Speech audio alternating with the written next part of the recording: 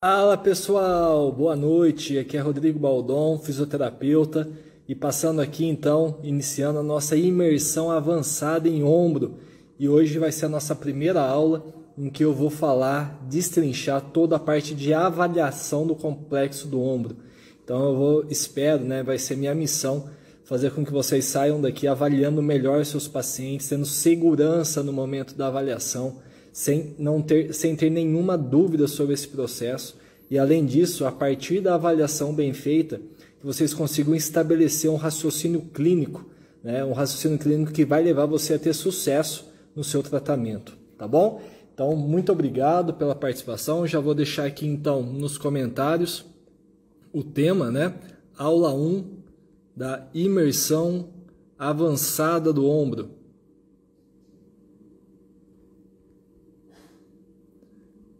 Galera que for chegando, vai me falando aí de onde vocês são.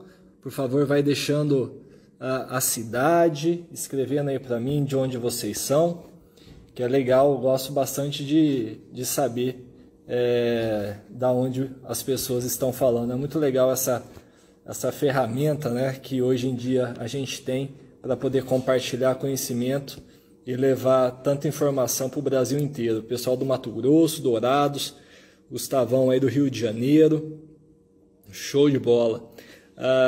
Já estamos aí com 250 pessoas na live. Vamos ver, quem sabe a gente não consegue bater 1000 pessoas nessa live. Pessoal de Teresina, Piauí, Ilhéus, Bahia, Grande São Paulo, Marabá. Já fui para o Marabá já 2 vezes, Marabá, segunda maior cidade do Pará, fui lá ministrar curso. Salvador, Bahia, São João del Rei, Natal, Rio Grande do Norte. Legal, show de bola. Pessoal, queria antes de mais nada pedir, que vocês me ajudem nessa live, que vocês me ajudem a levar essa live para o maior número de pessoas possível. Então, eu tenho a missão de trazer conhecimento, de compartilhar conhecimento com vocês, e em troca eu só peço que vocês me ajudem a levar essa live para o maior número de pessoas. E a forma de fazer isso é vocês apertarem esse coraçãozinho o máximo possível, porque isso faz com que o Instagram reconheça que essa live está sendo bacana e leva essa live para mais pessoas, tá bom? E também tem o aviãozinho aí, Então aperte o coraçãozinho o tempo todo durante a live, vocês me ajudam demais. E tem um aviãozinho, por favor, enviem para 2 fisioterapeutas amigos de vocês, que vocês acreditam que possa se beneficiar desse conteúdo. Além disso, tem o link da live, se vocês puderem enviar também para um colega de profissão, porque quando a gente compartilha conhecimento, a gente aprende em dobro, E quando a gente gera admiração, a gente só está enriquecendo a nossa profissão, tudo bem? E aí, antes da gente falar exatamente de eu começar essa imersão, não tem como eu não falar de gratidão, uma imensa gratidão que eu estou sentindo nesse momento, primeiramente pela minha Master Training, A minha Master Training Ombro, que eu acredito que seja um dos maiores cursos e formações de ombro que nós temos no Brasil, e nela nós já temos mais de 2.000 alunos inscritos, em que participam ativamente dessa formação. Então, somente vendo esses números, eu consegui entender o quanto grandioso esse projeto que já se iniciou já há mais de um ano, e como ele tem, ao ver os feedbacks das pessoas, eu tenho ficado bastante satisfeito com isso. Agradeço muito todos os alunos que já estiveram e estão na Master Training Ombro. Eu queria também falar rapidinho que eu tenho uma grande surpresa para vocês, que vai ser o sorteio de uma vaga para Master Training, que é esse curso então que tem mais de 90 horas de formação, um curso completo meu de formação em ombro, e eu vou explicar no final da live como que vai funcionar esse sorteio. Então fique até o fim, não percam, o finalzinho, que você tem a chance de ganhar de forma gratuita uma vaga para Master Training. Além disso, eu também queria fazer o convite para todos para participarem dos grupos VIPs de WhatsApp. Pode ser que a maioria de vocês já estejam nesses grupos, mas para aqueles que estão aqui de passagem e não estão ainda nos grupos, basta você ir lá na minha bio, tem o link para você entrar, tá? Nesses grupos, porque é lá que eu aviso vocês todos os dias sobre novas informações, sobre as lives, para vocês não perderem nada de conteúdo. Além disso, eu disponibilizei lá artigos complementares, eu mandei essa aula que eu vou ministrar hoje lá, pessoal, são mais de 100 slides que eu preparei com todo o carinho, que faz parte do meu curso completo de ombro. Então é um conteúdo riquíssimo, que eu vou tentar abordar a maior parte dele aqui durante essa live. Claro que eu não vou conseguir, porque é humanamente impossível falar de 119 slides, mas eu enviei para vocês terem esse conteúdo, tá? E se aprofundarem nos seus estudos com essa apostila. Podemos dizer que isso é um curso, né? Porque é bastante conteúdo, tá? Então, para quem ainda não está no grupo, basta ir lá na bio, acessar o link e participar, tá bom? Eu queria fazer uma breve contextualização do que será, então, essa imersão em ombro. Então, serão 3 aulas, né, totalmente gratuitas, que eu vou oferecer nesses dias. Nessa primeira aula, então, eu quero acabar com as dificuldades, eu quero encerrar todas as inseguranças que vocês apresentam no processo de avaliação do ombro. Eu quero que vocês sejam capazes de, a partir de amanhã, avaliar os seus pacientes e terem segurança para determinar os principais objetivos de tratamento que o seu paciente que você vai ter que ter com o seu paciente para resolver os problemas dele. Então você tem que ser certeiro, e é isso nessa primeira aula de hoje que eu vou trazer para vocês. Amanhã o objetivo será falar sobre tendinopatia e desvendar todos os mistérios sobre tendinopatia do ombro, que foi um dos temas eleito por vocês, por votação. Batemos 500 pessoas, pessoal. Fico muito feliz, obrigado aí por todos vocês. Continue aí impulsionando a live, tá? Então, falaremos sobre tendinopatia do manguito rotador, falarei sobre os fatores de risco, sobre o modelo da Jill Cook, para quem está atualizado, é o modelo mais atual para entender as tendinopatias. Vou falar sobre os fatores de risco, né, que nós temos que avaliar, e sobre a intervenção, como gerenciar carga e gerenciar sintomas no tratamento desses pacientes. Na sexta-feira, às 8 horas da noite, vai ter uma mentoria em que eu vou entrar ao vivo para tirar dúvidas relacionadas a essa aula e a aula de amanhã. E no domingo, pessoal, é o grande dia, vai ser a nossa aula mais importante que vocês não podem perder, porque foi o tema mais votado por vocês, tá? E eu preparei um conteúdo incrível sobre capsulite adesiva. Eu tenho certeza que é o conteúdo mais atual que nós temos. Eu fiz uma revisão de literatura bem completa e bem atual, e vou trazer para vocês as principais evidências científicas sobre o tratamento da capsulite adesiva do ombro, tá bom? E além disso, no domingão vai ser o sorteio, tá? Vai ser o sorteio da Master Training, em que a gente vai eu vou explicar para vocês mais no final dessa live de como vai funcionar, e eu também vou falar no domingo sobre o lançamento do Master Training, tá? Todos os detalhes de como funciona o Master Training, então tudo isso será abordado no domingo, tá bom? Então lembrem que no final da live eu vou explicar para vocês sobre o sorteio, tá? Então fiquem até o final.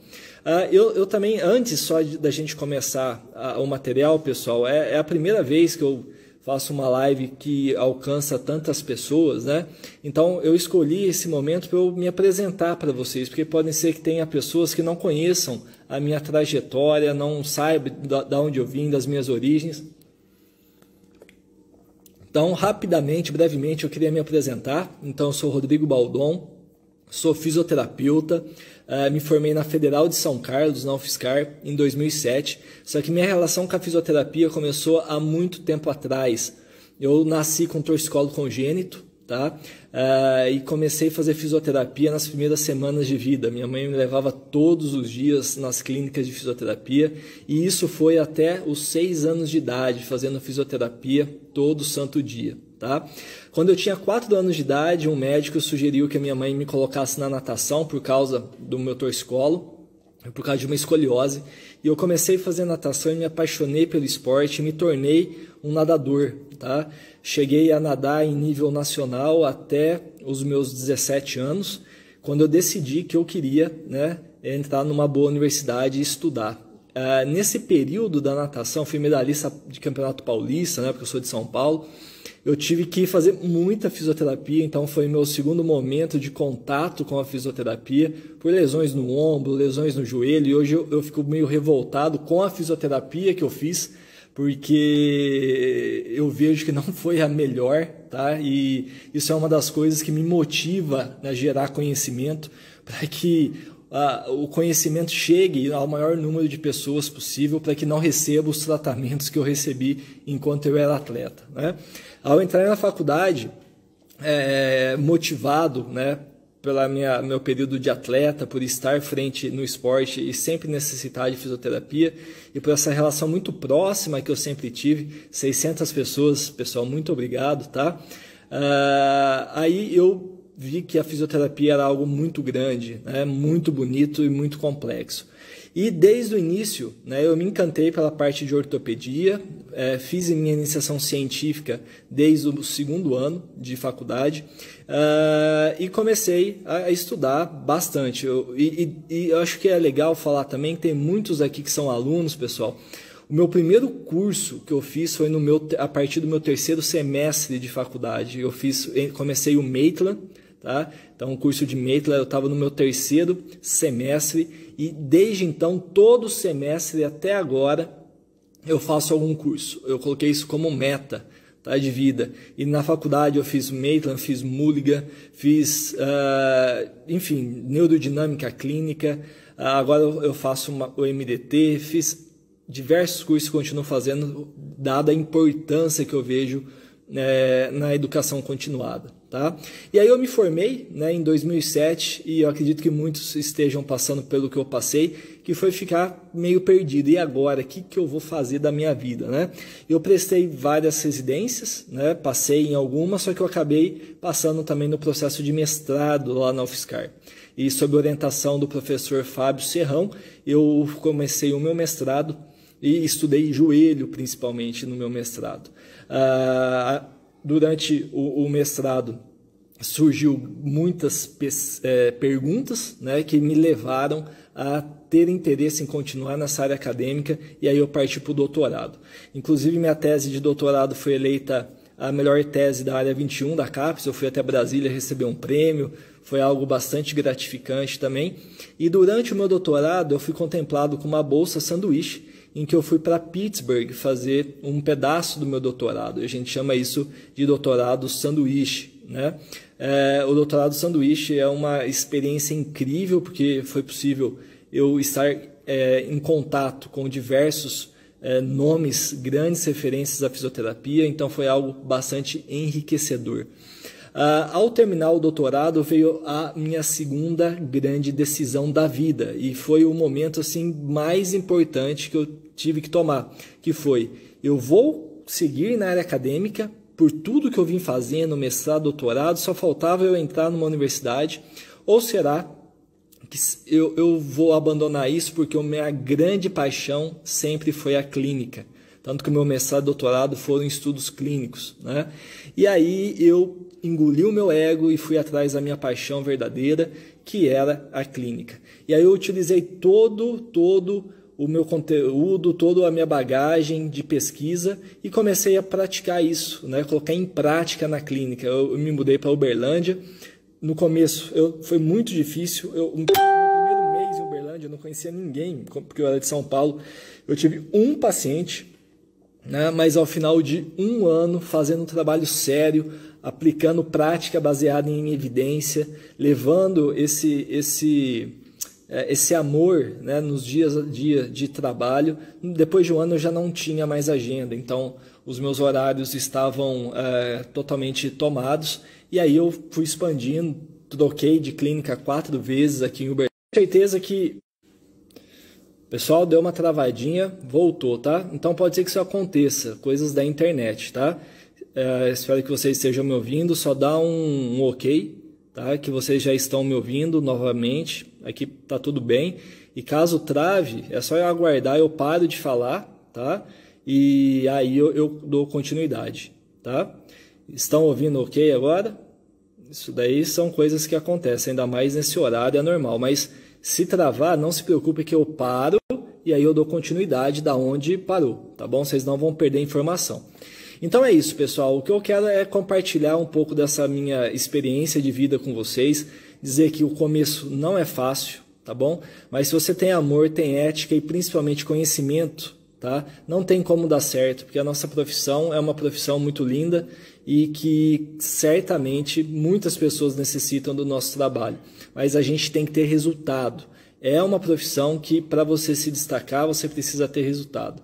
E para você ter resultado, você tem que ter conhecimento, tá bom? Não adianta mais a gente ser superficial, a gente tem que resolver o problema das pessoas, tá bom? Então, chega então de contar minha história, vamos agora para realmente o que interessa, que são o conteúdo da nossa aula. Tá? Antes, eu só queria saber aqui, ó, qual que é o nível de engajamento que vocês têm, de comprometimento, de 0 a 10. Eu quero saber 0, vocês não estão nem aí porque eu vou falar, e 10, vocês estão com papel, lápis, caneta, com sede de vontade. Manda aí rapidinho para eu ver nos comentários. De 0 a 10, vocês estão com quanto aí de comprometimento? Vamos ver se vocês estão afim mesmo. Físio Carolina 10, 11, ó, 11 aí tá demais, hein? Eu também, pessoal, estou com sangue no olho, então vamos começar. Em alguns momentos eu vou virar a minha câmera, tá? Algumas pessoas eu vi falando do YouTube, tá? Que podia ser no YouTube, e eu prefiro ainda fazer a live pelo Instagram, eu gosto de virar a câmera, eu acho que o nosso engajamento acaba sendo maior, então por isso que eu preferi pelo Instagram, tá certo? Então vocês têm um material, né, que receberam, e eu queria começar mostrando então esses dois cones, essa teoria dos cones invertidos, que foi proposta pelo Eric Régidos. Então, quando a gente fala em avaliação do ombro ou de qualquer região, a gente precisa ter em mente esses 8 tópicos de avaliação. Tá? A entrevista, incluindo os questionários, observação, triagem, faltou um M, que a gente vai determinar se há indícios de doenças graves, testes de movimento, que é o cerne da avaliação, é a parte mais importante, são os testes de movimento, palpação, teste de força e flexibilidade, testes especiais e testes funcionais. Tá? Então, durante essa aula, pessoal, eu vou abordar esses temas. Eu vou tirar os comentários agora, tá? Para vocês poderem enxergar melhor. Então a gente vai passar durante esses 8 temas. Eu vi aí que teve gente que falou que não recebeu o material, precisa estar lá nos grupos, tá? Então lá no grupo foi disponibilizado o material e a gente vai mandar novamente, caso alguém não tenha recebido, tá bom? Então vamos começar falando do nosso exame. Então todo bom exame começa por uma entrevista, por uma avaliação, alguns vão chamar de anamnese, em que já é fundamental você estabelecer o quanto antes uma boa empatia, olhar nos olhos, olhar para o paciente, se colocar no lugar do paciente e ser um active listener, né? Mostrar para o paciente que você está interessado por ele. Você precisa estar num ambiente bacana, um ambiente em que o paciente se sinta à vontade de falar com você. E nesse momento, durante a coleta de informações, uma das coisas mais importantes é o histórico do paciente. Primeiro, a causa dos problemas teve um início traumático, agudo, ou é algo insidioso? Isso daí já é fundamental para os problemas do ombro, pessoal. Porque quando eu tenho um trauma, tá, uma queda ou um acidente, eu penso numa energia maior sendo aplicada no ombro, eu vou pensar em rupturas de manguito, eu vou pensar em lesões capsulabrais, lesão em SLAP, lesão de Bancar, lesão de Hill-Sachs, no caso das luxações. Tá? Já nas condições insidiosas, tá? Que são aquelas dorzinhas que começam ao pouquinho e vão aumentando, a maioria dos pacientes a gente vai pensar nas tendinopatias ou rupturas degenerativas, isso pode acontecer, mas as tendinopatias acaba sendo mais comum, tá bom? Importante saber como que esse problema vem evoluído, se tem melhorado, piorado, se está estável, então isso também é bastante importante. É fundamental a gente já começar a levantar a possibilidade de alguma doença grave, então saber se tem histórico de tumor, se fez alguma cirurgia recente, se está tendo febre, calafrio, falta de ar, alteração de temperatura. Então essas informações podem sugerir alguma doença grave que eu vou falar mais à frente, ok? Histórico de dor cervical e torácica é muito, muito importante. Quando eu for falar de diferenciação de dor cervical e dor no ombro, tá? A gente vai ter que ter pelo menos essa história prévia, se o paciente já tinha, porque isso pode indicar que a dor do ombro venha da cervical. E aí, pessoal, toda a ficha de avaliação, eu sugiro que vocês tenham um mapa de dor, tá? Para você desenhar a área de dor do seu paciente, para o paciente ver que realmente você está se importando com a queixa dele, ok? Outro aspecto muito importante da nossa anamnese é determinar o grau de irritabilidade dos sintomas. Eu falo sempre isso, eu mandei lá nos grupos vários áudios falando da importância de se determinar a irritabilidade. Pessoal, 700 pessoas, muito obrigado mesmo a vocês, tá bom? Vamos lá, vamos em busca de 1000, por que não sonhar? Né? Só depende de vocês, tá? Então, o que pode indicar para a gente uma alta irritabilidade? Primeiro, a constância da dor. Se eu tenho um paciente que fala para mim que tem dor mesmo ao repouso, que a dor é incessante, que ela não melhora, que o paciente tem dor latejante, pulsátil, tá? Que a amplitude de movimento ativa gera dor, que a amplitude ativa é até menor que a amplitude passiva do paciente, que tem dor noturna, a dor impede que ele caia no sono ou acorda ele no meio da noite. Então são sintomas que mostram uma alta irritabilidade, mostram uma dor mais de origem inflamatória. Existem casos de sensibilização central que podem gerar esse tipo de sintoma, mas na maioria dos casos isso se deve a processos inflamatórios importantes, ok? Existe um outro tipo de dor que a gente chama mais de uma dor mecânica, e a dor mecânica é relacionada mais à aplicação de carga. Então são dores que se manifestam com a aplicação de carga. Geralmente não há dor em repouso, a não ser que o paciente fique muito tempo numa mesma posição, isso pode gerar dor, mas assim que ele sai daquela posição, a dor já melhora, não fica uma dor constante, latejante, pulsátil, tá?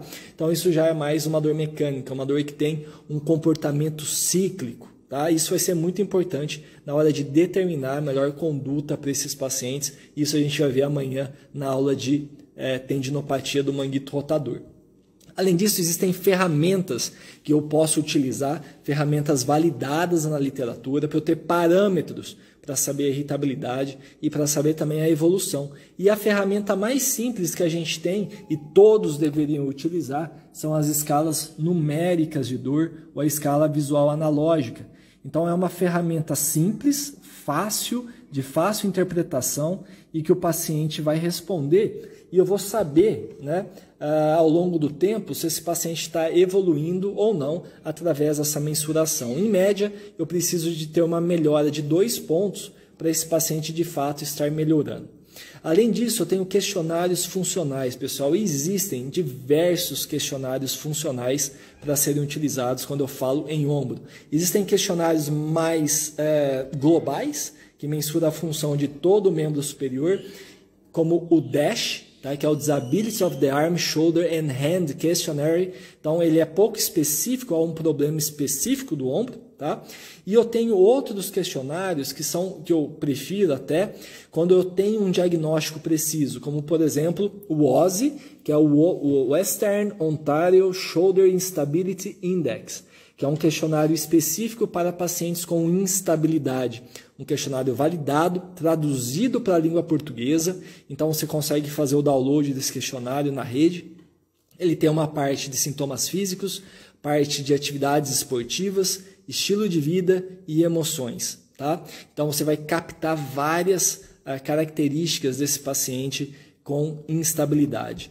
E a maioria dos nossos casos, né, pelo menos os pacientes que eu recebo, possuem dores relacionadas ao espaço subacromial, ao manguito rotador. E aí a gente tem um questionário que é o WORC, que é o Western Ontario Rotator Cuff Index. Tá? Então é um questionário voltado mais para o manguito rotador. Ele tem muito parecido com o WOSI que eu falei anteriormente, só que a gente vai utilizar ele com pacientes agora com disfunções do manguito rotador. Okay? Quando a gente pensa na anamnese, tá? Eu preciso terminar a anamnese e sempre ter informações que respondam ao acrônimo SINS. O que é isso, Rodrigo? O que é SINS? O SINS foi desenvolvido pelo Maitland, pelo Geoff Maitland, e ele traz para a gente, né, uma lembrança de tudo que eu preciso estar atento na minha anamnese. S de severidade, I de irritabilidade, N de natureza, S de estágio e S de estabilidade dos sintomas. Tá? Então, a severidade e a irritabilidade eu mensuro por aquelas características que eu falei para vocês inicialmente, de dor constante, dor latejante, dor pulsátil, dor noturna. Tá? A irritabilidade também pelos questionários, pela escala visual analógica.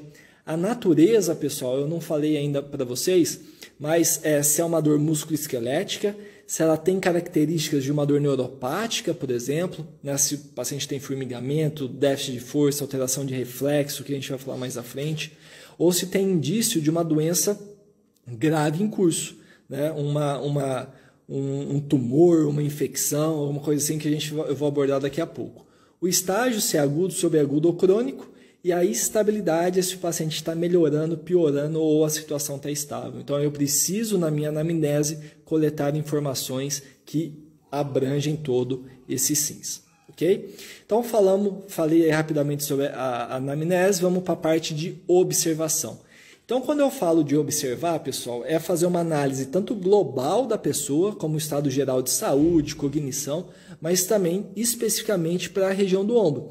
E aí a gente vai avaliar tanto de forma estática o paciente, mas também de forma dinâmica, ok? De forma estática, é importante a gente estar atento à postura, se tem anteriorização da cabeça, se é um paciente que tem uma cifose mais aumentada, ombros mais protusos, se há assimetria disso, indicando encurtamento mais unilateral de peitoral menor. Estar atento para algumas deformidades. Então está lá no material também de quem está lá nos grupos VIPs de WhatsApp, essas imagens. Então olha aqui, ó, que interessante essa imagem. Uma atrofia seletiva do infraespinhal, mostrando aqui ou uma ruptura maciça do infraespinhal ou uma lesão do supraescapular, um nervo importantíssimo que nerva o supra e o infra. Então, discineses escapulares importantes, alterações cutâneas, luxações acromioclaviculares. Então, a inspeção do paciente pode nos dizer e sugerir várias coisas. Então, é muito importante estarmos atentos, tá bom? Agora, pessoal, a gente vai para uma parte muito importante, que é a terceira parte do nosso cone, tá? Que é a triagem. O que é triagem, pessoal? Eu tenho uma ótima notícia para dar para vocês. O fisioterapeuta é um profissional de primeiro contato. A gente tem total autonomia para avaliar os nossos pacientes sem que eles venham de indicação médica. Porém, você precisa ter responsabilidade e ter conhecimento para saber reconhecer se esse paciente tem alguma doença grave. Porque se ele tem algo grave e você faz condutas de maneira irresponsável, você vai responder criminalmente por isso. Tá? Então, da mesma forma que a gente tem autonomia, isso é um avanço para a nossa profissão, com essa autonomia vem muita responsabilidade. Então, você tem que estar ciente de doenças graves que você, fisioterapeuta, não é apto a tratar, e você tem que saber reconhecer sinais que indicam esses problemas. Não é você que vai diagnosticar essas doenças, mas você vai ter que ser apto a encaminhar para o profissional, no caso o médico, para que ele possa fazer esse diagnóstico, tá bom? E quais são esses sinais? São as chamadas red flags, que são as bandeiras vermelhas, que são sinais e sintomas que indicam condições graves em curso, tá? E para isso, antes de falar desses sinais e sintomas, eu preciso falar para vocês um pouquinho de estatística, que eu prometi fazia parte do conteúdo dessa aula, tá? Muitos de vocês devem estar me falando, Rodrigo de Deus, eu me formei em fisioterapia porque eu odiava matemática, o que você quer vir com estatística? Não adianta, pessoal. Se você quer ser diferenciado, você tem que saber tudo o que precisa, tá bom? E para você saber escolher testes ortopédicos que vão ajudar você a diferenciar o joio do trigo, saber escolher os testes ortopédicos que vão te dar informações se aquela pessoa tem ou não tem uma doença, você tem que saber o básico, que é saber o que é, por exemplo, a sensibilidade e a especificidade de um teste, tá bom? Então, quando a gente fala disso, eu estou falando de acurácia diagnóstica. O que é acurácia diagnóstica? É a habilidade que um teste tem de diferenciar quem tem uma doença de quem não tem uma doença. No mundo da Alice do País das Maravilhas, pessoal, todo teste ortopédico, se ele desse positivo, quer dizer que é 100% de certeza que uma pessoa tem uma doença. E quando ele dá negativo, é 100% de certeza que a pessoa não tem essa doença. É assim que a maioria de vocês, eu tenho certeza, aprenderam na faculdade. Vocês aprendiam um teste, se ele dá positivo, tem síndrome do impacto, se dá negativo, não tem síndrome do impacto. Mas eu estou aqui para falar para vocês que, infelizmente, isso não existe. Tá? Primeira informação, 98% dos testes ortopédicos que estão lá no livro do Magui não tem relevância clínica nenhuma, porque ou nunca foram investigadas as suas acurácias diagnósticas, ou as acurácias diagnósticas são muito ruins e aqueles testes não deveriam ser utilizados na prática clínica. Tá bom? Então, é fundamental vocês, a partir de agora, se questionarem se os testes que vocês usam possuem acurácia diagnóstica. E para isso existem artigos específicos para isso. Ok? E a segunda coisa, a maioria dos testes ou são bons para diagnosticar, para confirmar a doença, ou são bons para negar, refutar a doença. É muito raro um teste que é bom tanto para confirmar quanto para refutar. Então você precisa saber se aquele teste é bom para as duas coisas, ou se ele é bom para o diagnóstico ou é bom para descartar o diagnóstico, tá bom? E para isso então a gente vai decorar, agora decorar mesmo, duas regrinhas. A primeira regrinha é a regrinha do SNOUT. Então vou virar aqui para vocês verem esse slide. Regrinha do SNOUT. Faça um print, que é um slide muito, muito importante. Tá? Depois, inclusive, quiserem me marcar, eu agradeço demais, que eu vou compartilhar. Então, regrinha do SNOUT. Então, o que essa regrinha do SNOUT me diz? Tá? Os testes que têm alta sensibilidade, tá? Se eu faço esse teste e ele dá negativo, quer dizer que eu posso descartar essa doença. Então, para eu descartar a doença, eu preciso de um teste que tenha alta sensibilidade e se ele dá negativo, eu descarto a doença. Ah, Rodrigo, e se o meu teste ele tem alta sensibilidade e baixa especificidade, tá? E ele dá positivo? Como eu vou mostrar para vocês, isso não me ajuda em nada, tá bom? Um teste que só tem alta sensibilidade, ele só me ajuda se ele dá negativo. E aí ele vai me ajudar a descartar a doença, ok? Então guardem essa regrinha. A outra regrinha é a regrinha do SPIN. Então vamos lá? Regrinha do SPIN. Façam um print desse teste. Desse slide. Tá?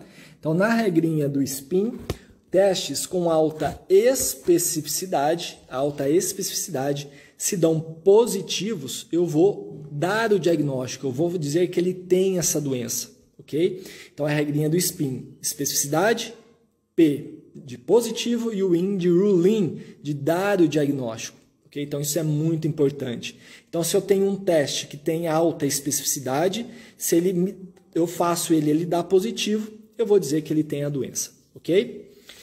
Então, pessoal, eu preciso saber se esses testes eles têm esses valores altos. E o que seria um valor alto? Então, tanto para a sensibilidade quanto para a especificidade, os valores variam de 0 a 100%, ou de 0 a 1. Tá? Para eu dizer que um teste tem boa sensibilidade ou especificidade, os valores têm que ser acima de 0,8 ou 80%. Tá bom? Então, esses valores são considerados bons valores de sensibilidade e especificidade. Então, quando eu vou mostrar esses testes aqui, vocês precisam estar cientes desses valores para entenderem do que eu estou falando, ok? Então vamos falar aqui de algumas doenças que vocês precisam estar antenados, tá? Para quando for avaliar um paciente. Então, se você tem um paciente que está perdendo peso sem causa, tem uma dor incessante, uma dor constante que atrapalha a dormir, com história de tumor, já teve algum tipo de câncer no passado, tá? Esse paciente você tem que tomar cuidado, que você pode estar diante de uma neoplasia. Fundamental encaminhar esse paciente. Se você tem um paciente idoso que teve uma queda, que tem osteoporose, sexo feminino, uso prolongado de corticoide, então são sinais que podem sugerir uma fratura. Então você também precisa encaminhar esse paciente para o diagnóstico diferencial, tá? Esse daqui é um teste, pessoal, para fazer a triagem de fraturas do húmero. É o teste da percussão do olecrano, tá?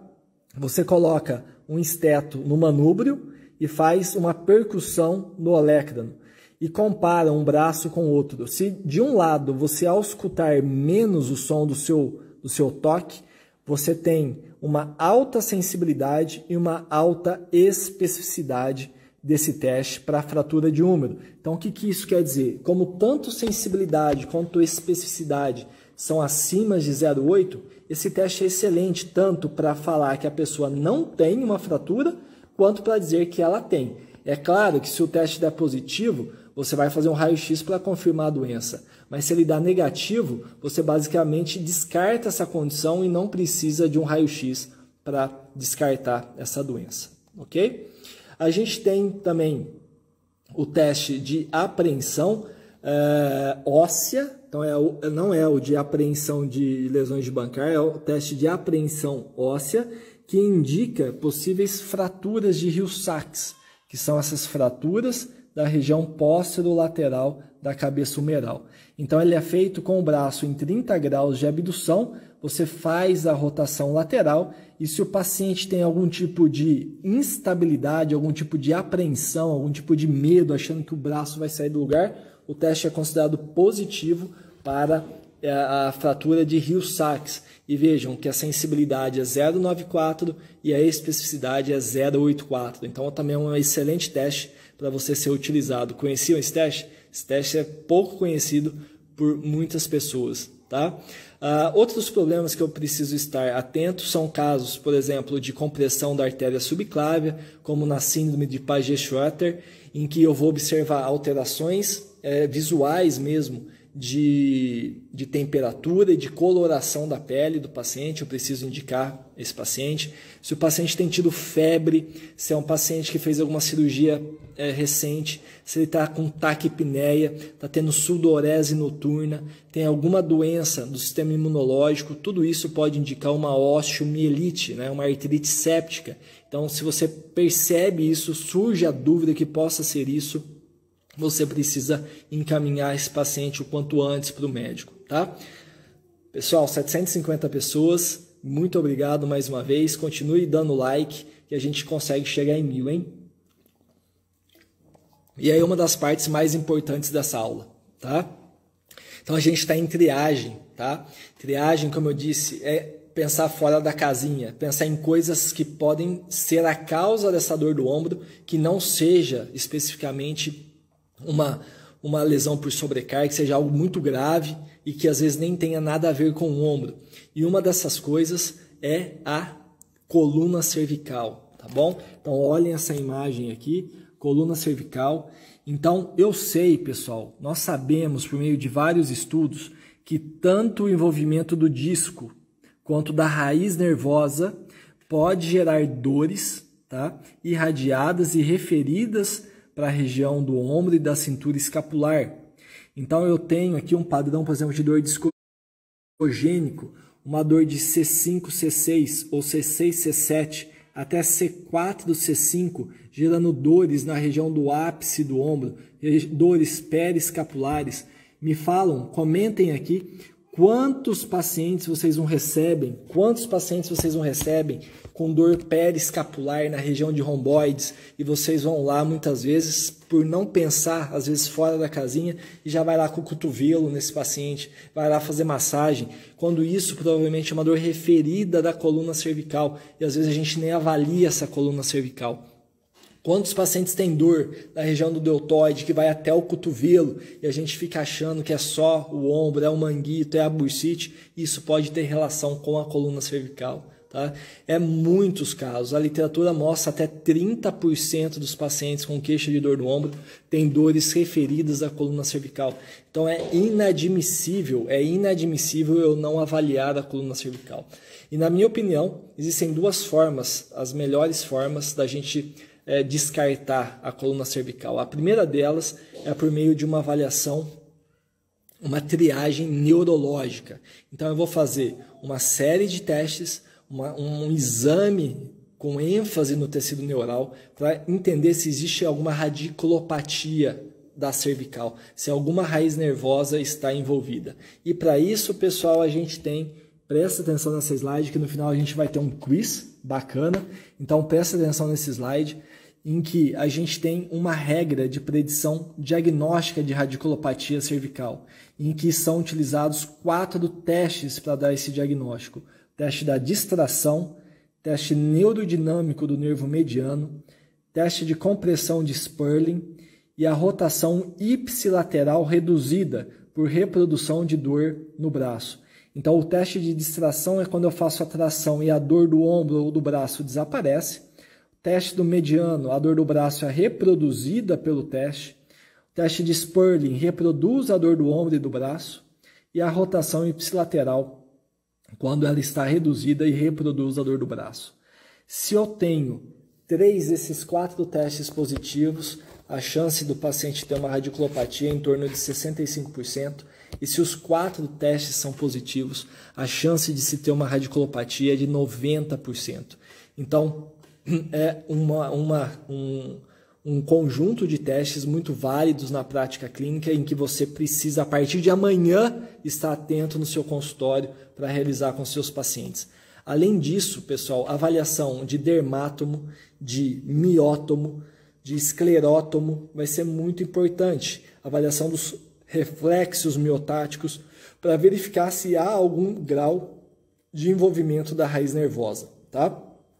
Além disso, na coluna cervical, a gente também tem as mielopatias, que são as compressões da medula. E nesse caso, é um caso mais grave, o paciente pode apresentar dor bilateral, dormência nas 2 mãos, marcha alterada, alterações na bexiga, alterações no intestino, e pode ter déficit de força nas 2 mãos e braços e nas pernas também. Então, isso é um sinal de mielopatia, assim como hiperreflexia. Enquanto que na radícula eu tenho uma hiporreflexia, na mielo eu tenho uma hiperreflexia. Então é importante a gente estar atento. E um segundo perfil de dor cervical que pode se manifestar no ombro são as dores somáticas, as dores referidas, por exemplo, discogênica. E aí, pessoal, é muito importante eu realizar uma avaliação mecânica da cervical. E na minha opinião, não existe uma forma mais eficiente do que a avaliação do método Mackenzie, tá? Então, eu não sei se todos aí possuem o conceito, eu acredito que não. Eu não tenho nenhum conflito de interesse com o Instituto Mackenzie, tá, pessoal? Não estou ganhando jabá para fazer aqui nenhum tipo de recomendação, tá legal? Mas o conceito Mackenzie tem, de uma forma bastante direcionada, bastante simples e clara e objetiva, um passo a passo para se avaliar a cervical e para a gente entender se isso tem relação com a dor do ombro ou não. De modo geral, a gente faz uma sequência de movimentos do pescoço, sendo mais comum a retração e extensão, e a gente observa se isso muda a dor do paciente, se essa dor ela piora ou se ela melhora, se ela distaliza, se ela centraliza, e se isso acontece, eu vou começar a ter mais chance dessa dor do ombro ter relação com o meu pescoço. Ok? Então fiquem muito atentos a isso. Ainda falando da mielopatia, é comum ter presença de reflexos patológicos como Hoffmann, Babinski e o sinal do supinador invertido, tá bom? Para quem não conhece, joga lá no YouTube que vocês vão ver vários vídeos desses reflexos patológicos, Babinski, Hoffmann e sinal do supinador invertido, ok? E falando de dor, pessoal, não tem como a gente não falar das yellow flags. O que são yellow flags? Diferente das red, né? São sinais e sintomas que aumentam a chance de cronificação dos sintomas, que aumentam a chance de persistência dos sintomas. E a literatura tem visto, né, que os fatores psicossociais parecem ter muita relação com isso. Então, aqueles pacientes catastróficos, pacientes hipervigilantes, pacientes cinesiofóbicos, são sujeitos em que a gente tem que ter um cuidado especial, educar esses pacientes, muitas vezes sentar e falar sobre dor, educar esses pacientes sobre dor. E você pode usar alguns questionários para avaliar isso, como o Fear Avoidance Beliefs Questionary, o FABQ. Você vai mudar, ele foi feito para a coluna, você vai mudar isso para o ombro, né? E a escala de tampa para cinesiofobia, a escala de tampa que é uma boa escala para utilizar com esses pacientes também. Beleza? Pessoal, de triagem era isso que eu queria falar, espero que vocês estejam me acompanhando e estejam aí comigo.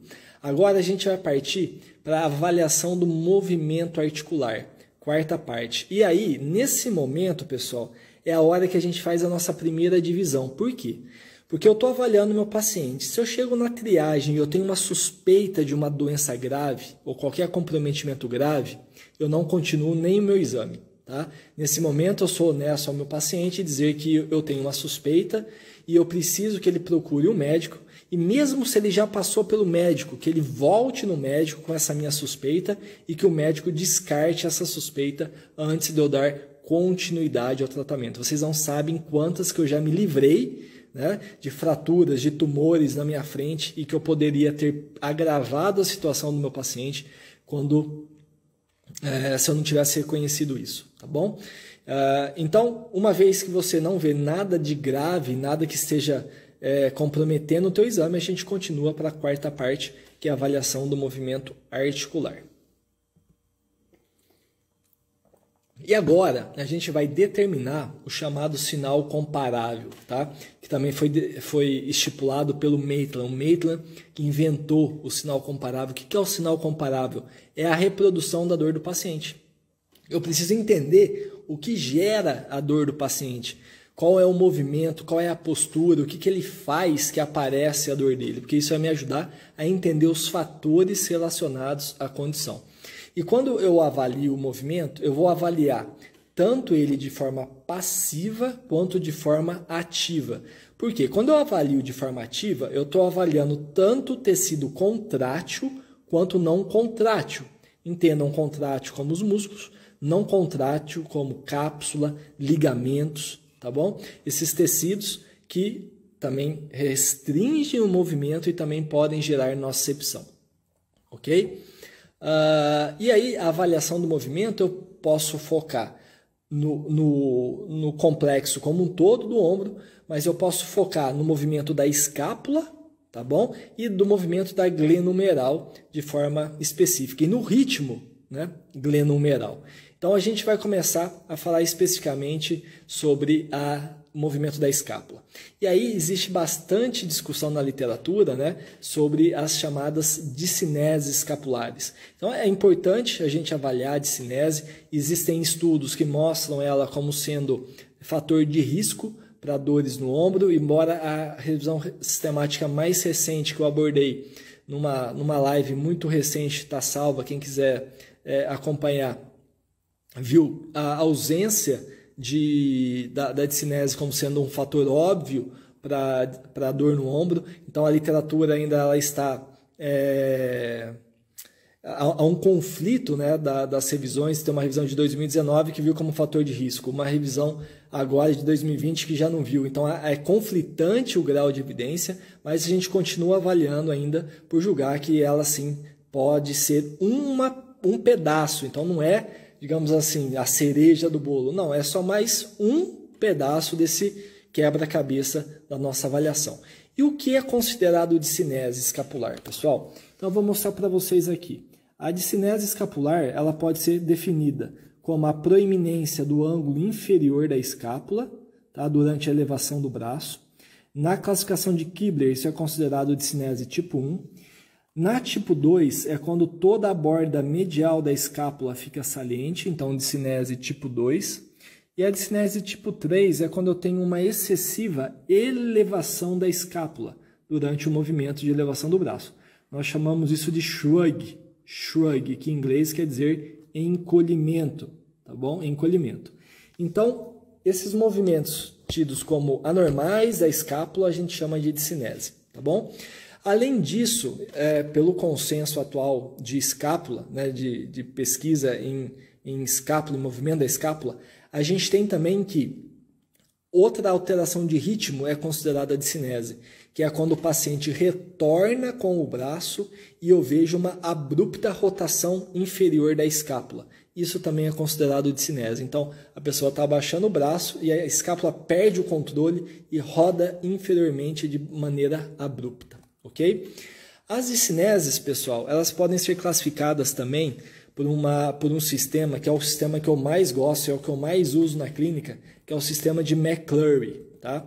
O sistema de McClurry, ele classifica as discineses em discineses de ritmo, que são aquelas que têm shrug ou que têm essa rotação inferior abrupta, tá? Então, discineses de ritmo, e discineses do tipo wing, que é quando tem proeminência ou da borda medial ou do ângulo inferior. E elas precisam ser óbvias. O que é uma discinese óbvia? Se você está olhando, será que tem? Num movimento aparece, no outro não. Você faz 5 movimentos de flexão, 5 de abdução. Só viu em um movimento. E não é uma coisa que te chama tanta atenção? Ele não tem. O que é a discinese óbvia? É aquela que ressalta aos seus olhos. É aquela que você não tem dúvida de que a pessoa tem a discinese. Isso é uma discinese óbvia e é somente essa que eu vou me preocupar, tá bom? E as discineses, elas têm sido relacionadas a alguns problemas. Então, na discinese tipo 1, pessoal, que é aquela do ângulo inferior da escápula, as principais causas a gente pode dividir, né, os fatores em fatores de flexibilidade, controle motor e força. Então, na tipo 1, tanto o encurtamento do peitoral menor, então vou mostrar esse slide, que é um slide muito interessante também, tanto o encurtamento do peitoral menor, quanto o encurtamento da cápsula posterior do ombro, que eu vou falar mais dela adiante, quanto o déficit de controle motor e força do serrátil anterior e trapézio inferior podem favorecer a essa discinese do tipo 1, tá bom? Então são fatores que você vai precisar saber avaliar no seu paciente também, tá? Porque eles podem gerar discinese. Então, só saber se tem discinese ou não é muita coisa, porque você tem que saber o que fazer para melhorar, tá? E para isso você tem que saber avaliar a flexibilidade do peitoral, flexibilidade da cápsula, força do trapézio e função do serrátil, ok?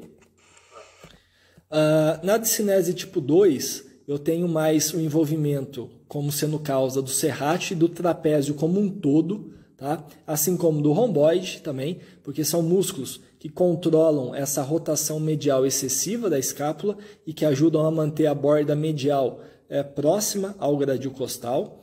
E na discinese tipo 3, eu vou ter principalmente como fatores causais uma hiperatividade do elevador da escápula e um déficit de função do serrátil anterior e do trapézio superior, que são músculos fundamentais para a rotação superior da escápula, como eu falo numa live recente sobre que eu destrinchei a função do trapézio superior e quebrei vários mitos. Então, se você quiser ver, tá lá no meu feed, tá? Acompanha lá a live sobre trapézio superior, tá legal? Então, é dessa forma que a gente avalia. Durante a avaliação, que eu falei que são 5 movimentos de flexão e 5 movimentos de abdução, é recomendado dar uma carga para o paciente elevar, tá? Para ficar mais visível esses déficits de controle da escápula. Geralmente para mulher de 1 a 2 quilos, para homem de 2 a 3 quilos. Ok? Pessoal, estamos mantendo aí em 750. Muito obrigado. Continue dando o coraçãozinho, continue encaminhando essa live, pessoal. Tem muito conteúdo ainda para eu trazer para vocês.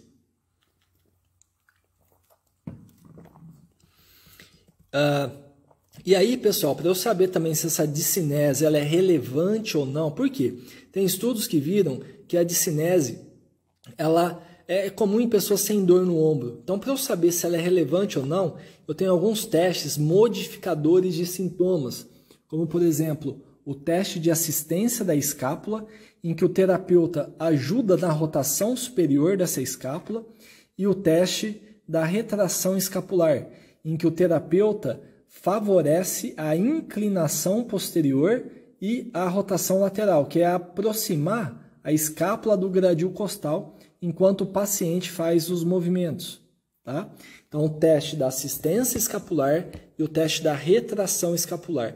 Por que esses testes são importantes? Se o paciente tem dor durante a elevação e você viu a discinese e você vai lá e tenta ajudar o movimento da escápula, seja na rotação, seja na inclinação, e isso melhora a dor do paciente, isso quer dizer que provavelmente essa escápula está, de fato, com déficit de controle e que melhorar isso pode, de fato, melhorar a dor do seu paciente. Então, são testes que nós chamamos de modificadores de sintoma, tá bom? Pessoal, eu queria aproveitar que a gente já chegou aí mais ou menos um pouco mais da metade, eu queria fazer um momento selfie agora. Eu queria que vocês fizessem uma selfie da live e marcasse, tá? Me marcasse lá que eu vou compartilhar depois.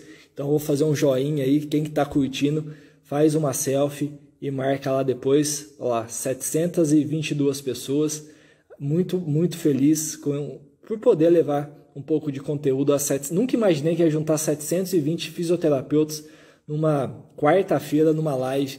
Então, fico bastante feliz, tá joia? Então, se puderem compartilhar e me marcar lá, vai ser show de bola, tá bom?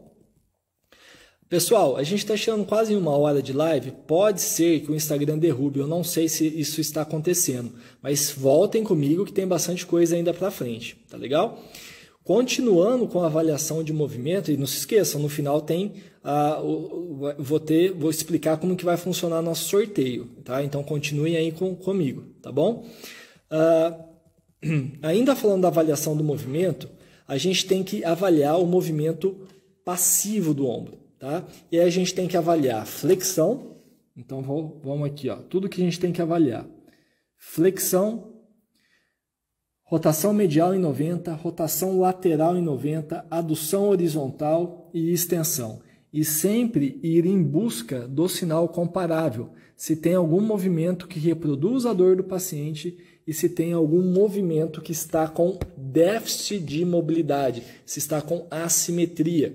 Por quê? Imagina isso daqui, ó. Se eu tenho uma rigidez aqui embaixo, tá? E eu tento levantar meu braço e essa rigidez não permite, como se fosse uma camiseta apertada, tá? Isso vai gerar sobrecarga, vai gerar demanda dos meus tendões. Então, antes de pensar em fortalecer qualquer coisa, se eu tenho déficits de mobilidade, eu preciso necessariamente avaliar esses déficits de mobilidade no meu paciente, tá bom? Uma avaliação de mobilidade muito utilizada, tá, é a avaliação da rotação medial e lateral em 90 graus de abdução, para verificar se o paciente apresenta os chamados GIRD. Guardem isso também que vai fazer parte do nosso quiz. GIRD, o que é o GIRD? É o déficit de rotação interna do ombro, ou déficit de rotação medial, né, que é o termo mais correto. Então, o déficit de rotação medial do ombro, pessoal, ele tem sido associado a encurtamento adaptativo da cápsula posterior do ombro, a encurtamento adaptativo dos rotadores laterais e a retroversão humeral, ok? Se o problema for retroversão humeral, ok, né? Não tem muito o que fazer. Mas muitos arremessadores ou até mesmo pessoas sedentárias desenvolvem essas adaptações de tecidos moles e apresentam déficit de rotação medial, dificuldade de colocar a mão atrás do corpo, tá? De mulheres de chegar até o sutiã, tá? E déficit de adução horizontal, que é uma outra forma de se avaliar a rotação medial. Então, aqui, né, então é a avaliação do GIRD, ó, que é através de um goniômetro para avaliar a rotação medial em 90, né? E aqui outras formas de avaliar também a flexibilidade. Por meio do teste de colocar a mão atrás do corpo, e o teste da adução horizontal, tá? Então, se eu encontro esse GIRD, né, esse déficit de mobilidade, pessoal, é fundamental eu saber técnicas, e eu vou mostrar isso na aula de amanhã, para melhorar a flexibilidade da cápsula posterior, para melhorar o ganho de rotação medial do ombro, porque vários estudos viram que esse déficit favorece as translações anteriores e superiores da cabeça humeral e podem gerar compressão do manguito rotador, tá bom? Então é muito importante. Lembrem que eu falei que tanto esse encurtamento quanto o déficit do peitoral menor favorece também as discineses. Então a gente precisa avaliar o peitoral menor. E está aqui uma forma de avaliar com uma fita métrica. Vou lá no processo coracoide, vou até o quarto espaço costo-clavicular, mensuro essa distância e aí depois eu jogo nessa formulinha, tá? Tamanho que eu medi dividido pela altura da pessoa vezes 100. Se esse valor deu menos que 7,65, essa pessoa tem um peitoral encurtado maior que 8,65, quer dizer que ele está alongado e é o que a gente gostaria que as pessoas tivessem, tá bom? Um peitoral menor, bem flexível, porque quando ele está encurtado, ele altera a cinemática da escápula e compromete o nosso movimento escapular, tá bom? Então, de flexibilidade, esses são os aspectos de mobilidade fundamentais e a gente precisa avaliar a força, tá bom? Força de quem? Principalmente rotadores laterais, rotadores mediais e elevadores, tá? E elevadores. Então, são esses 3 testes aqui que são muito importantes de serem avaliados. Esse daqui é um estudo publicado por brasileiros, pessoal lá de Campinas.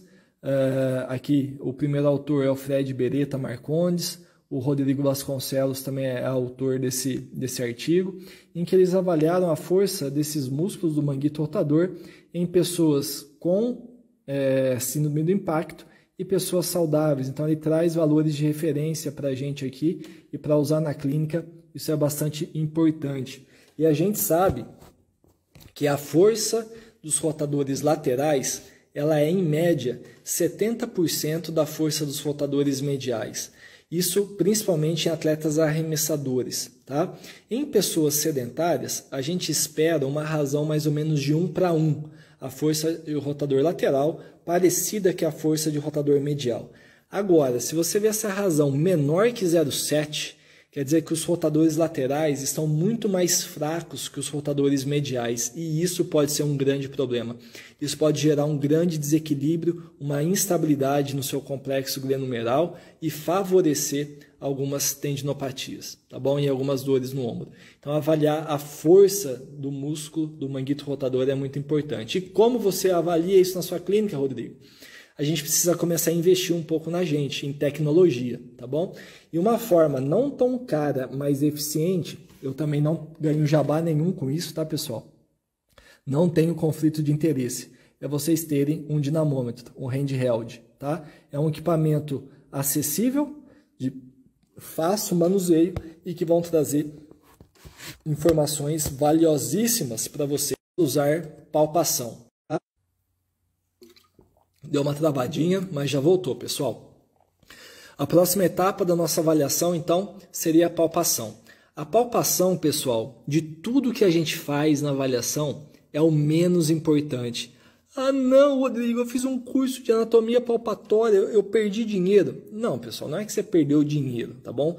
Tudo que você faz com boa qualidade agrega conhecimento. Então, não é que você perdeu. Mas o que acontece? No ombro que está sensibilizado, seja perifericamente, seja centralmente, tudo onde você apertar vai doer, tá? E não quer dizer que aquele lugar é a causa do problema. Então a gente tem que tomar muito cuidado com as nossas palpações, principalmente o ombro, tá? Porque é muito difícil você delimitar as estruturas, tá? Muitas delas são profundas, e afirmar que aquilo é a causa da dor. Existe no ombro 2 palpações que são mais confiáveis, que é na externo-clavicular e na crônio-clavicular. Então elas servem até como diagnóstico, tá bom? Mas a maioria das palpações, qual que é a função delas? É descartar os problemas. Por quê? As palpações elas costumam ter alta sensibilidade. Lembra lá que a gente conversou? Então a palpação ela é sensível. Sendo sensível, se você palpa um ponto e não dói, provavelmente a dor não vem de lá. Agora, se você palpa e dói, não quer dizer que a dor está vindo de lá, porque a especificidade costuma ser baixa. Tudo bem? Então entendam a função da palpação, principalmente para descartar as condições, os diagnósticos, ok? E vamos entrar aqui na nossa penúltima parte do exame, que é a parte de testes ortopédicos. Então aqui a gente vai ter que relembrar lá da sensibilidade e especificidade. E aqui na parte de testes especiais vão ser importantes testes que confirmam a doença, tá? E para isso eu recomendo a vocês a leitura desses 2 artigos. E eu me comprometo a vocês que estão assistindo aqui a compartilhar esses 2 artigos lá nos nossos grupos de WhatsApp. Então, quem não está ainda nos grupos, vai lá na minha bio, tá? E faça o acesso nos grupos, que eu vou mandar nos grupos ainda hoje ou até amanhã, no máximo, esses 2 artigos, tá? Do Eric Régidos e do Chad Cook, falando sobre os melhores testes ortopédicos com sua acurácia diagnóstica para serem usados no ombro. Então eu vou ter testes para lesões labrais, testes para tendinopatias, testes para rupturas do manguito, testes para instabilidade e testes para dor acromioclavicular. Tá? Então eu tenho esses conjuntos de teste. Então eu vou passar aqui para vocês os testes para lesões labrais, lesões SLAP. Tá? Eu tenho o teste da distração passiva, compressão passiva e o labral shear. Então, distração passiva, olha só a especificidade desse teste. Então, quando ele dá positivo, aumenta a chance de ter uma lesão SLAP. Eu abduzo esse ombro em torno de 150 graus, faço máxima rotação lateral do ombro, mantenho a rotação lateral e faço de forma passiva a pronação do meu antebraço. Quando eu faço isso, eu alongo o cabo longo do bíceps. E se eu tenho uma lesão nessa região, eu reproduzo a dor ou eu tenho um clank, eu sinto um estalo forte no ombro. O teste de compressão passiva, eu estabilizo a escápula, trago em máxima rotação lateral, extensão de mais ou menos 30 graus e faço uma força no sentido cranial, ao longo da diáfise do húmero. Olha, a especificidade é alta, assim como a sensibilidade. Então, é um teste bom para descartar e confirmar as lesões SLAP. O teste de labral shear, então é um teste que tem a maior especificidade para lesões labrais. Eu coloco o braço em mais ou menos 120 de abdução, máxima rotação lateral e abdução horizontal.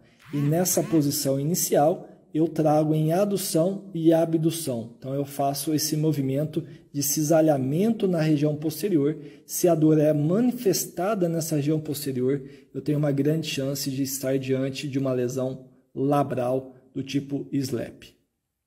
Ok? Conheciam esses testes, pessoal? Vocês conheciam? Comente aí quem conhecia e quem não conhecia. Agora a gente vai falar de testes para ruptura do manguito. Eu tenho o lateral job, o lateral rotation leg e o belly off test. Então, esse daqui é o lateral job. Então, eu coloco o paciente nessa posição. Se ele não tem força para manter essa postura, é um indício de ruptura do manguito rotador. O sinal do leg, eu coloco em rotação lateral e solto o braço. Se o braço volta, ele não mantém nessa posição, é um indicativo de ruptura maciça do manguito, principalmente do infra e do supra. Olha a especificidade do teste, é altíssima. Então é um excelente teste para a ruptura maciça do manguito. O belly off, coloco a mão na barriga, trago o cotovelo para anterior e solto o cotovelo. Se o paciente não mantém o cotovelo para frente, o cotovelo volta, né? Se ele não mantém a rotação medial, é indicativo de ruptura do subescapular. Tá? Além desses testes de ruptura, eu tenho os testes de tendinopatia. Tá? E aí eu vou ter um cluster. Por quê? Porque eu não tenho nenhum teste sozinho que é eficiente para diagnosticar a tendinopatia. Mas eu tenho este cluster, que são 5 testes. Teste de NIR, arco doloroso, que é a presença de dor no meio do arco, teste de Job, ou lata vazia, contração dos rotadores laterais e teste de Hawkins-Kennedy. Se eu tenho pelo menos 3 desses 5 testes positivos, a minha especificidade beira o 0,80. Então, mesmo sendo um cluster, pessoal, sendo um conjunto de testes, então são 5 testes, né? Eu ainda não tenho uma especificidade tão alta para a tendinopatia, mas eu me aproximo do que eu preciso, que é aquele 0,8. Então, é um cluster que pode ser utilizado para as tendinopatias, ok? Eu tenho um outro conjunto de testes agora para instabilidade, tá? Que são os testes de apreensão, recolocação e teste da surpresa. Então, esses testes, na verdade, são continuações de um único teste. Então, o teste da apreensão, olha a especificidade, que belezinha, 96. Eu posiciono o paciente em 90 graus de abdução e vou fazendo a rotação lateral. Se o paciente fica apreensivo, achando que o braço vai sair, o teste é positivo. A segunda etapa é fazer uma força antero-posterior, que a gente chama de recolocação. Se ao fazer essa força e manter, o paciente diz que a sensação, a apreensão desapareceu, o teste de recolocação é positivo. E a última etapa, teste da surpresa, que novamente agora eu solto a força daqui de cima de forma abrupta. E se a insegurança retorna, o teste também é considerado positivo. Então são 3 testes em um. Primeiro, da apreensão, eu vou girando. Se o paciente tiver apreensão, o teste é positivo. Segundo teste, faço uma força antero-posterior. Se a apreensão desaparece, teste positivo. E aí, sem avisar, eu tiro a mão. Se a apreensão volta, teste da surpresa. Então, você tem 3 testes positivos para instabilidade, principalmente em pacientes com lesão de Bankar, que são as rupturas antero-inferiores capsulabrais. Ok?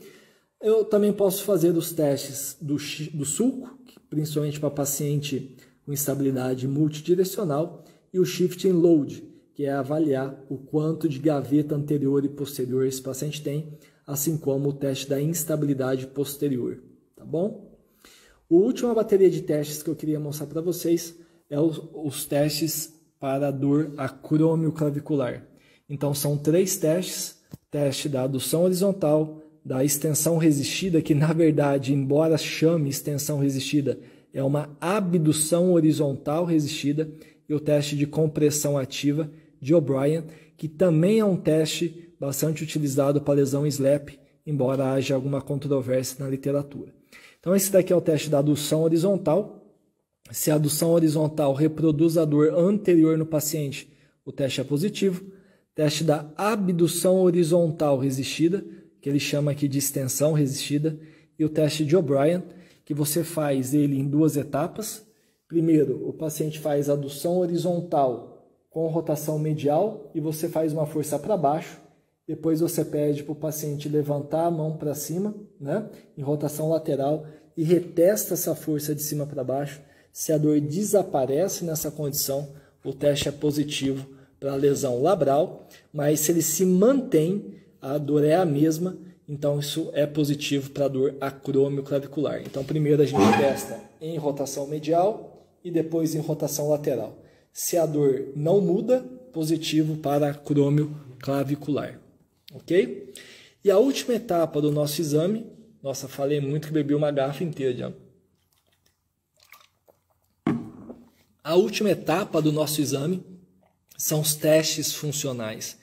Então você avaliou tudo isso, tá? Você tem que ter uma ferramenta agora que te dá informações sobre a função desse paciente. Você tem os questionários, mas os questionários estão muito relacionados à dor. Mas você terapeuta, quer ver o paciente em ação, você quer ver ele fazendo as tarefas, para ver a qualidade que ele executa essas tarefas. Então eu tenho alguns testes, como esse daqui, que é o CKCUES teste, um teste gigante, em que o paciente se posiciona a 91 centímetros de distância e dá toques consecutivos nas mãos durante 15 segundos. E a gente vai contar quantos toques ele deu, tá? E a gente tem também o Upper Body Y Balance Test, que ele fica sobre um membro e faz os alcances nessas 3 direções. E eu quero ver a habilidade desse paciente sustentar o peso sobre um braço. Tá? Eu tenho outros testes, mas para só exemplificar, tá? Eu trago esses 2 testes para vocês. Pessoal, eu vou voltar aqui os comentários agora. Então, de conteúdo que eu queria passar para vocês é isso, tá? A gente manteve 700 pessoas ao vivo durante toda a aula, fantástico, pessoal, só tenho a agradecer. E eu queria fazer uma brincadeira com vocês agora, algo que eu nunca fiz, que é um quiz. Eu quero ver se vocês estão aí mesmo, tá? Se vocês estão engajados comigo. Eu bolei 4 perguntas e quero ver quem vai ser a pessoa mais rápida a responder essas perguntas, tá? Para quem não souber a resposta, poxa, vocês vão perdeu, né? Cochilou no meio, vocês vão saber de coisas importantes. E para quem sabe a resposta e vai escrever, eu tenho certeza que vocês nunca mais vão esquecer isso, porque vai fixar na cabeça de vocês, tá bom? Então, vamos lá. Primeira pergunta, tá? Quais são os testes que compõem a regra de predição diagnóstica para dor radicular, que eu falei que é fundamental, são 4 testes para diferenciar entre dor no ombro e dor radicular, que é a dor da raiz nervosa. São 4 testes, vamos ver quem vai escrever primeiro o nome dos 4 testes. Pode colar, viu? Quem tem um material aí, galera, pode colar, não tem problema. Olha lá, a Camila falando que é competitiva, vamos ver aí, vamos ver se você sabe, vamos lá. Vamos ver quem vai ser a primeira pessoa. Estou esperando. Vamos lá, gente. Acelera. Ninguém até agora. O pessoal falando que adorou. Vamos lá. Quais são os 4 testes? A Renata já mandou um deles. Teste de Sperling. Muito bem, Renata. Faltam 3. Teste de Sperling. A Renata está liderando, distração, Gisela mandou distração, mais gente mandando distração. Teste neurodinâmico, qual neurodinâmico? Qual teste neurodinâmico? Qual teste neurodinâmico? De qual nervo? Faltou falar de qual nervo. Ah, agora temos uma resposta completa. Alane, você ganhou, parabéns, Alane. Então tá aqui os 4 testes, teste de Sperling, o teste neurodinâmico do mediano, rotação ipsilateral limitada com dor para o braço e o teste da distração positiva. Parabéns, show de bola, show de bola. Vamos para a segunda pergunta. Ainda falando de red flags, porque é muito importante a gente entender as red flags. Quais são os 3 reflexos patológicos relacionados à mielopatia cervical? Quais são os 3 testes patológicos relacionados à mielopatia cervical? Então essa é a pergunta. Eu quero ver quem vai ser o primeiro de novo. Ó, boa pergunta para a prova, hein? Para concurso, boa pergunta. Vamos lá. Há muita gente respondendo a anterior, galera. Agora pula, já foi. Vamos para a segunda pergunta. Os 3 reflexos patológicos, quais são? E galera, fica até o final aí, hein? Fica até o final que vai ter sorteio ainda, hein? Vou explicar como é o sorteio. Olha lá, Shirley mandou Babinski é 1, Raquel também mandou Babinski, mas quais? Vamos lá. Babinski, faltam 2. Hoffman, olha lá, mandou o Hoffman, só falta 1. Hoffman, Babinski. Falta um reflexo patológico. Qual que é que está faltando? Pode olhar no material, galera. Quem tem o material que eu mandei nos grupos, pode olhar. Aí, chegou a campeã aqui, Juliana Brandão. Parabéns, Juliana. Hoffman, sinal do supinador invertido e Babinski. Show de bola. Então, dormência bilateral também é sinal. É isso aí, tá? Tem outros sinais importantes. Maravilha. Vamos para a nossa terceira pergunta. Tá?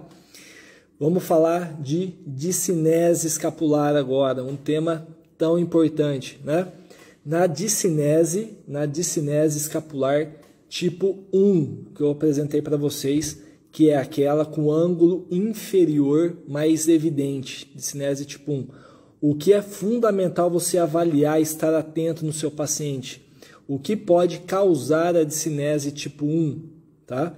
Eu quero ouvir de vocês 4 coisas. O que pode causar a discinese tipo 1? Vamos lá, tô esperando, galera. Vamos lá.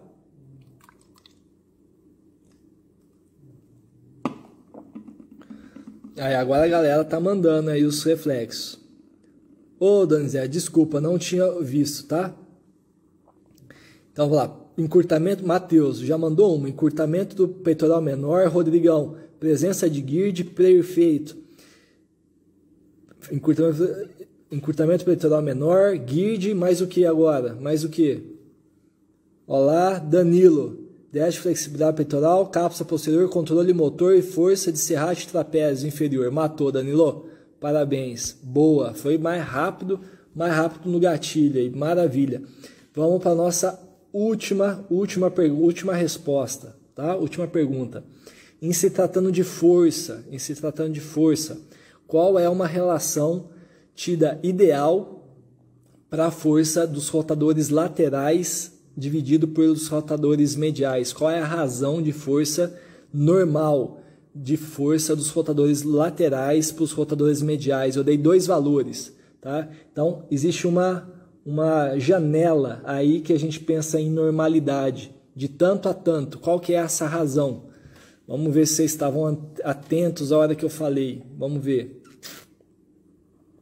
O que é considerado normal? Qual a razão normal de rotador lateral para rotador medial?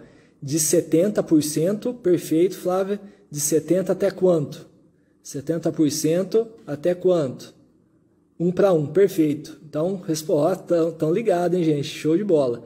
Então, o que é esperado é uma razão de 70%, principalmente arremessador, até 1 ou 100%, né? 1 para 1, em caso de pessoas mais sedentárias, tá? Abaixo de 0,7 é um problema e a gente deveria estar bastante atento quanto a isso, tá bom? Pessoal, eu queria, antes de finalizar e antes de falar do sorteio para vocês, então fiquem aí até o final, eu queria passar para vocês um depoimento aqui da Amanda Crescêncio, falando sobre a minha Master Training em Reabilitação do Ombro, que é o curso, a maior formação em ombro que eu conheço do Brasil, com maior carga horária, tá, de conteúdo. E ela fez a formação e ela fez questão de gravar um depoimento para eu passar para vocês aqui, tá bom? Então deixa eu inverter a câmera aqui. Crescêncio, eu sou fisioterapeuta, atuo em Belo Horizonte na área musculoesquelética. Paciente com pós-operatório imediato não era um perfil muito comum, assim, de paciente aparecer para mim. E eu estava precisando me atualizar mais nessa área, ter mais segurança para atender esse paciente de um pós-operatório imediato. Eu tenho mais confiança para poder atuar, principalmente nesses casos, né, de pós-operatório imediato. Justamente pelo fato do Rodrigo ser muito competente, um profissional muito qualificado. Então, tudo que ele trouxe ali de conhecimento, tudo que ele compartilhou, foi muito importante para me trazer essa segurança para aplicar esses conhecimentos na prática mesmo. Eu trabalho muito na área de dor, principalmente dor crônica. Então, assim, por isso que eu falei que não era um perfil de paciente muito comum, assim, do pós-operatório, né? Então, agora eu ainda tenho mais essa possibilidade. E recentemente mesmo eu recebi uma paciente, assim, nessa condição, e ela, com certeza, já deixou comentário no Google, já me indicou para outras pessoas, e isso eu entendo que é bem positivo. Eu aumentei o valor da minha sessão e da minha avaliação, principalmente, que eu aumentei mais. Então, eu vejo que esse curso, ele está dentro de algo maior, assim, de tudo que eu faço, né? E ele contribuiu muito, tem um peso muito importante, sim, nessas tomadas de decisões, de aumento de preço, mais segura para atuar com essas limitações, com essas dificuldades que eu tinha. Então, eu tenho mais segurança mesmo. Testes importantes, às vezes que a gente fica com dúvida de como que faz, ele demonstra muito bem a execução, explica como é que a gente interpreta. Então, eu acho que a palavra é muito essa, assim, segurança. Crescêncio, eu sou fisioterapeuta. Pessoal, é isso então. Queria agora finalizar falando para vocês o nosso sorteio, tá? como que vai funcionar o sorteio da Master Training. Então, tá? Assim que acabar a live, eu vou postar no meu feed, prestem atenção. Então, quem estava dormindo aí, prestem atenção agora, porque é a chance de vocês ganharem uma vaga na Master Training, tá bom? Eu vou postar esse banner lá. Qual foi o seu grande aprendizado nessa primeira aula da imersão em ombro? Então, qual foi o seu grande aprendizado na imersão em ombro? Assim que acabar a live, vocês correm lá no feed, tá? Que vai estar lá esse banner.